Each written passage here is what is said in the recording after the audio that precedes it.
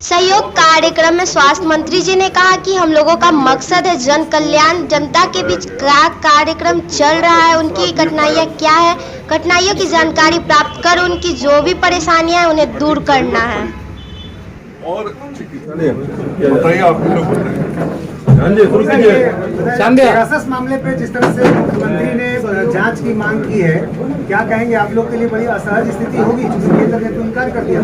लेकिन जो भी विषय है केंद्र की सरकार से जुड़ा हुआ विषय है और केंद्र की सरकार ऐसे विषयों पे सम्यक विचारोपरांत कोई बात करती है तो केंद्र के सरकार के संज्ञान में सारे विषय हैं और केंद्र की सरकार उसके अनुसार एक्ट कर रही है। मैं तो राज्य सरकार का मंत्री हूँ। लेकिन आप क्या कहेंगे जब मुख्यमंत्री ही खुद कह रहे हैं कि मेरा जो कार्य क्षेत्र और क्षेत्राधिकार है मैं उतने ही दूर तक बात करता हूँ। यह केंद्र सरकार के समक्ष विषय है। केंद्र सरकार की तरफ से सारे विषय आए हैं जो हमारे सरकार के माननीय मंत्री हैं उन्होंने स्पष्ट किया है। तो केंद्र की तरफ से जो भी बातें आनी है, चूंकि ये केंद्र सरकार के संज्ञान का सारा विषय है तो सारी बातें कही जा चुकी है। एनडीए में सब कुछ ठीक है ना, चूंकि देखिए जनसंख्या नियंत्रण हो, फिर जातीय जनगणना हो, ओम प्रकाश चौटाला से मिलना हो। मैं इतना जरूर कहूँगा कि आप लोग को चिंतित होने की कतई जरूरत नहीं है।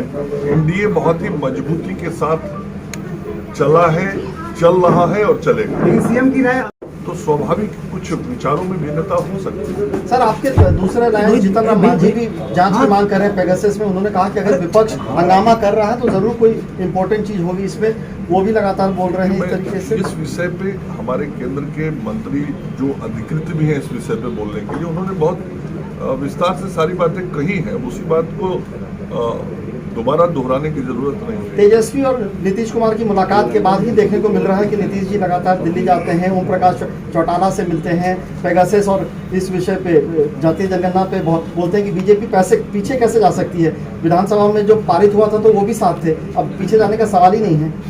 देखिए, यह केवल एक राज्य का विषय नहीं है, यह राष्ट्रीय विषय है और राष्ट्रीय विषय पे जब कोई निर्णय होना है तो राष्ट्र के स्तर पे होना है, केंद्र सरकार के स्तर पे होना है और दलगत आधार पे भी जो हमारा केंद्रीय नेतृत्व है, हमारी पार्टी की जो केंद्रीय इकाई है, वह इन सारे विषयों पे स्पष्टता से अपनी बात करती रही है।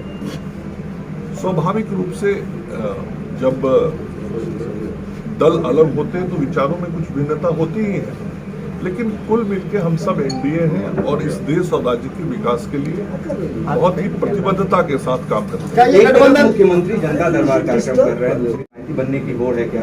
बिल्कुल नहीं, आपके संज्ञान में होगा। ऐसे सैकड़ों बार आपने यहाँ इस कक्ष में कवर किया होगा, मुझे ही दर्जनों बार कवर किया होगा और ये सहयोग कार्यक्रम बहुत पहले से पार्टी में चलती है, हमारे केंद्र के स्तर पर भी और राज्य के स्तर पर भी। और हम सब लोगों का मकसद अल्टीमेटली क्या है? जन कल्याण।